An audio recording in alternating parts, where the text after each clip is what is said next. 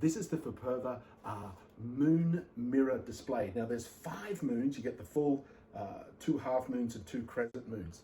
And they're absolutely beautiful, nice and thin with the ability just to place it up anywhere in your wall. You can go vertically, or you can go horizontally, or you can go into an arc. The choice is yours. Thank you FPVERA for sending them to us to compare and share. It really is a nice display that can easily go up on your wall. And they're really sweet. They're made acrylic, not glass mirror, so they're light. And you just peel this piece off, and there you go. Ooh, I'm in the moon. Hey. Yeah, so you can see it's very nice. Goes on the wall very easily to create an effect.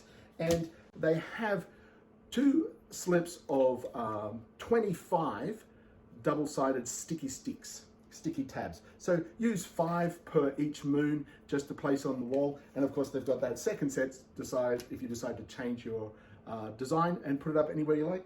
I think it's absolutely beautiful. It really does create an atmosphere, as well as being super easy to install.